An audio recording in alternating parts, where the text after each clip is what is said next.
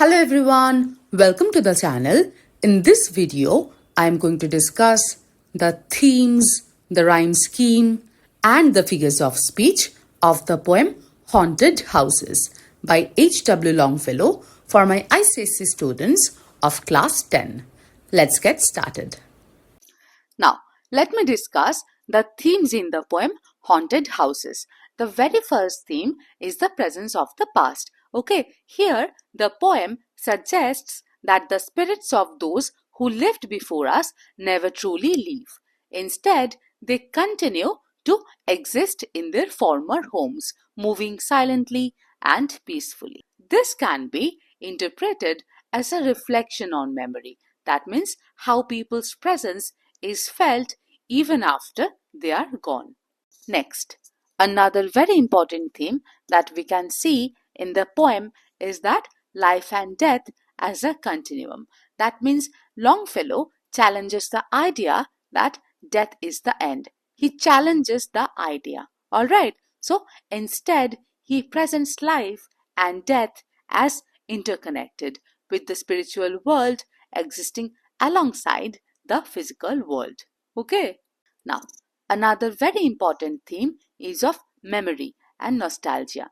That means here the speaker perceives the spirits but a stranger does not.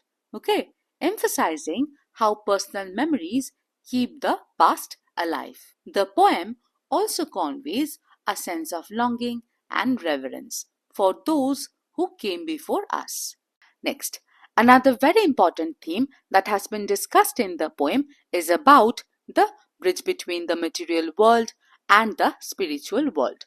Okay, so the final stanzas introduce the metaphor of a bridge of light, connecting the spiritual world with the world of spirits. This suggests that thoughts, emotions, and aspirations can transcend the material world, allowing us to connect with something beyond our physical existence. The next theme is the unseen influences on our lives. It means that there are invisible things like fate, destiny, or spiritual forces that affect how we feel and what happens in our lives, even if we can't see or understand them. The poem uses a metaphor like the unseen star or undiscovered planet to show this idea. Okay, just like a star or a planet we haven't discovered yet can still pull on things with its gravity, these hidden forces also pull on our lives, emotions, and problems in ways we don't always notice.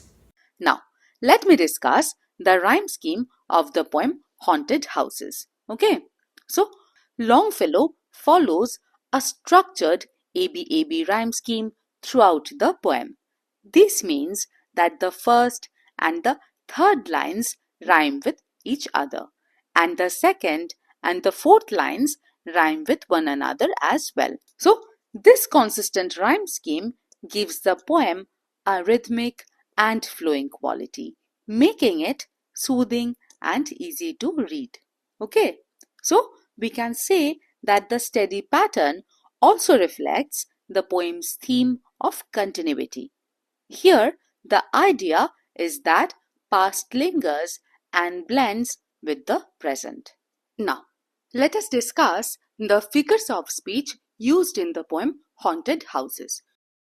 Henry Wadsworth Longfellow uses several literary devices in the poem Haunted Houses to enhance the poem's meaning and emotional depth. Now, the very first line is an example of metaphor. All houses wherein men have lived and died are haunted houses.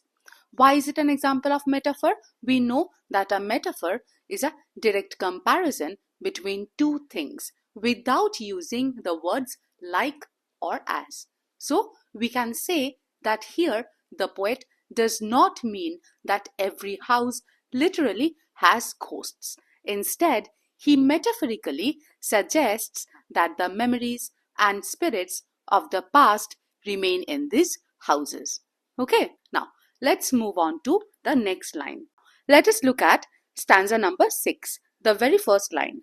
The spirit world around this world of sense floats like an atmosphere.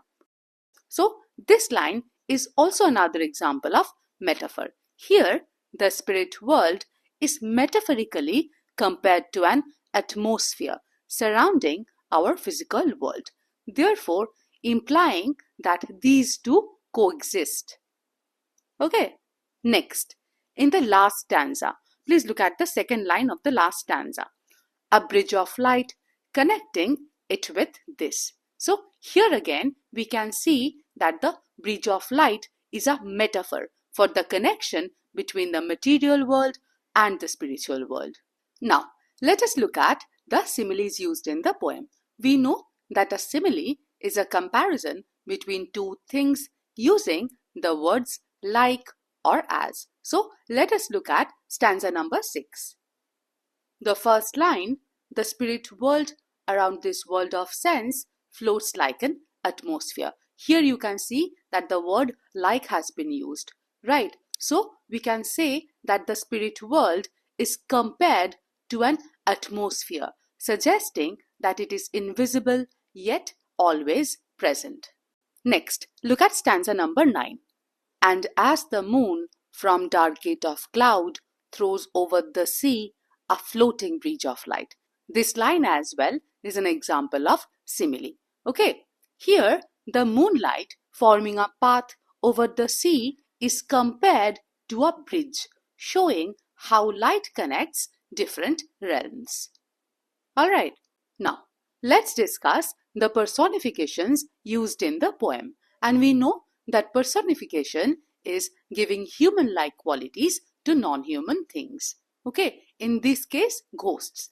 So let's look at the very first stanza, the second line of the very first stanza. The harmless phantoms on their errands glide. Here, the ghosts are given human-like qualities as they glide on errands, as if they are still engaged in daily activities. We can find the next example of personification in the 5th stanza. Look at the last line of the 5th stanza. From graves forgotten stretch their dusty hands, and holden mortmen still their old estates. Okay, so here the dead are described as stretching their dusty hands from their graves, as if still claiming ownership of their previous houses or former houses. Next, let's discuss the symbolisms used in the poem. We know that symbols are words or images that stand for something beyond their literal meaning. Okay, that means we can say that symbolisms are used to represent something deeper. Alright, now here the bridge of light symbolizes the connection between the material world and the spiritual realm. Okay, next, the spiritual world floats like an atmosphere. Here it symbolizes the ever-present influence of the past on the present. Next example of symbolism is in the phrase, an undiscovered planet in our sky. This phrase symbolizes unseen or unknown forces influencing human life. Now, the phrase harmless phantoms is an example of alliteration because here the H sound has been repeated. Next, pictures on the wall. In this phrase is another example of alliteration because here the P sound has been repeated. Pictures on the wall. Next, in the line, the spirit world around this world of sense floats like an atmosphere. So this line is also another example of alliteration because here we can see that the S sound has been repeated throughout the line. Next, let's discuss the imageries used in the poem. And we know that imageries are vivid descriptions that appeal to our senses. That means an imagery helps to create a mental picture by appealing to the senses. For example, the sense of sight, sound, touch, taste, and smell. Okay? Now, so the line with feet that make no sound upon the floors. This line creates an eerie or frightening auditory image of the silent, unseen beings moving through the house. Let's look at the next imagery. Across whose trembling planks our fancies crowd. In this line, we can see that the trembling planks of the bridge evokes a sense of instability. Why? Because see, here the planks are trembling, right? Therefore, reinforcing the idea that the connection between the two worlds, as in the spiritual world and the material world, is delicate. Lastly, let's discuss the enjambment used in the poem.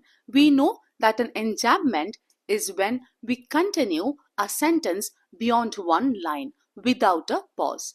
And an enjambment creates a flowing, uninterrupted effect, making the poem feel more natural and rhythmic. Okay, so here the stranger at my fireside cannot see the forms I see, nor hear the sounds I hear. We can say that this line is an example of enjambment because the thought continues from one line to the next without a pause. Okay, therefore creating a smooth, continuous flow. That is all for now, everyone. I hope this helped. Thank you. Bye.